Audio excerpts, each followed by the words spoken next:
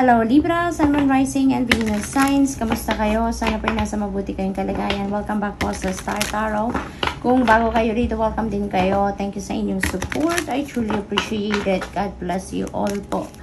Una mensahe ni Libra ay soulmates. And so, looks like Libra, mamimit ninyo siguro sa ngayon ang inyong soulmate, no?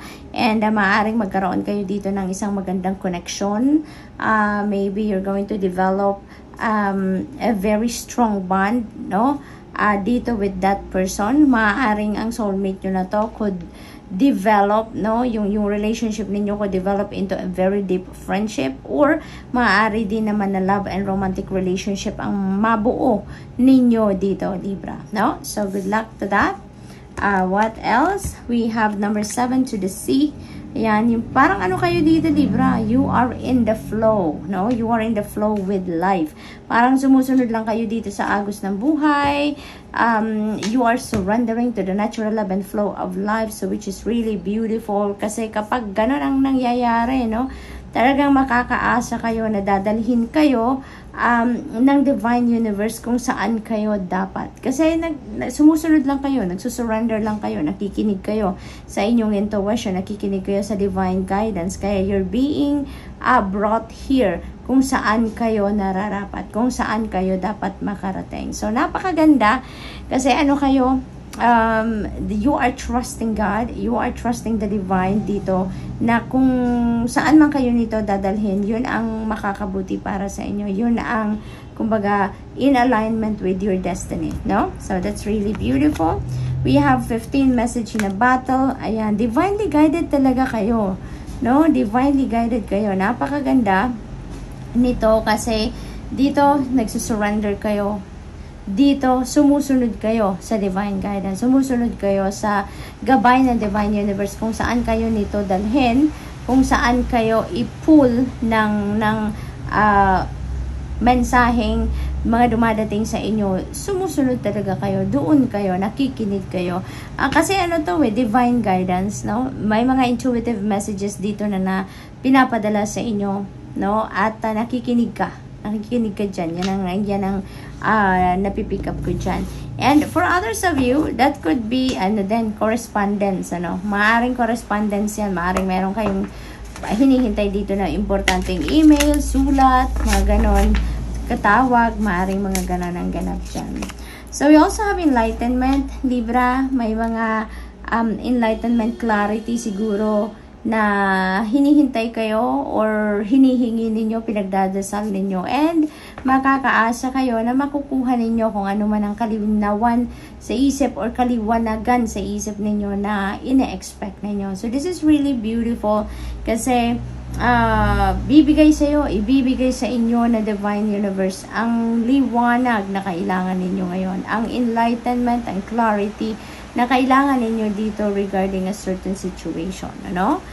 So, what else? We have activation. This is a springtime sa buhay ni Libra.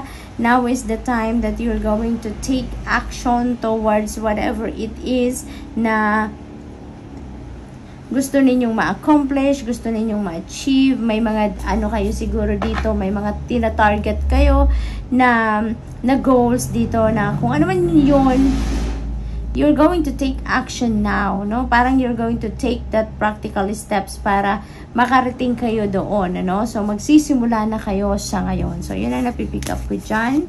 We have stability. Maybe isa to sa purpose ninyo sa ngayon, or isa ito sa gusto ninyong gawin sa ngayon. For you to be able to work on your stability, no? Stability in terms of major areas of life like money, career, and finances, family, and relationships. So, maaring nandoon ngayon ang focus ninyo. Maaring ito yung pinaka-goal ninyo ngayon na magkaroon kayo or makapag-lay kayo ng solid foundation in terms of those areas, no? At maaring yun ang pagkakabalahan ninyo sa ngayon, no? Maaring ito yung pagtutuunan talaga ninyo ng panahon, pansin, no, oras, yung ganon. So, let's see. Ano pa ba ang para kay Libra sa ngayon? We have 6 of Pentacles. Ayan. So, This is generosity energy, Libra. So, most likely, ang iba sa inyo dito is going to be the benefactor. Maaring kayo dito yung tutulong, kayo dito yung magbibigay, kayo dito yung magpo-provide. No? Maaring ganon. Or, maaari din naman at the same time, ano, kayo din yung nangangailangan.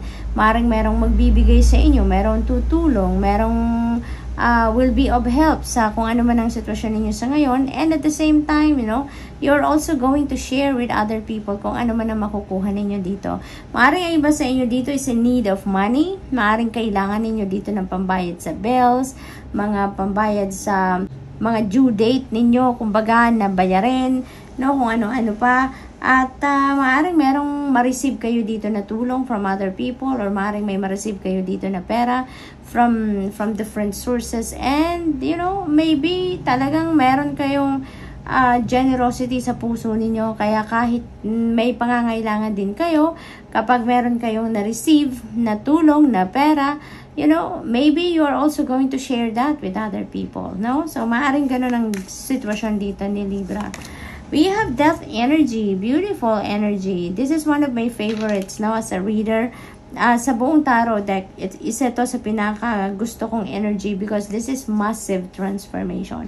At kung merong mga pagbabagong magaganap, diba, that is very exciting because ibig sabihin yan, we have that opportunity to reshape, no, our lives. Meron tayong pagkakataon na baguhin natin kung ano yung mga bagay na kunyari hindi natin gusto na, or mga bagay na hindi naman nagsiserve ng ating highest good. So this is our opportunity para magawa natin ang mga adjustments, sa mga pagbabago, sa mga bagay-bagay sa buhay natin na kailangan na nating baguhin. Kailangan na natin na bihisan, kumbaga, ang kung anumang area ng buhay natin yan. So this is it.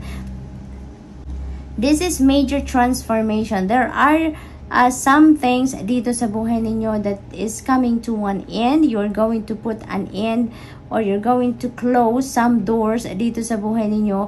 At tatanggalin nyo na kung ano man ang hindi na nagsiserve ng iyong highest good, and you're going to welcome newness sa buhay ninyo. Handa na kayo ditong mag-create ng pagbabago sa buhay ninyo sa iba't ibang parte, depende sa inyong sitwasyon.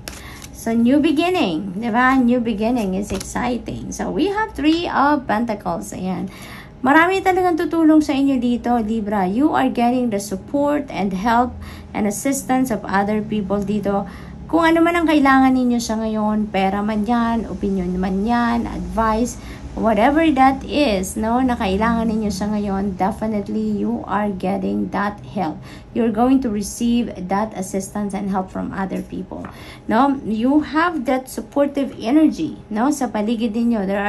You're surrounded with helpful and supportive people, no, around you. Kaya napakaswerte ninyo. So you just have to reach out. You just need to to speak up kung anong kailangan ninyong tulong. Nandyan sila. No? Meron kang matatakbuhan. So, good luck, and that's all I have for you for the week. Thank you for watching. Have a night. Namaste.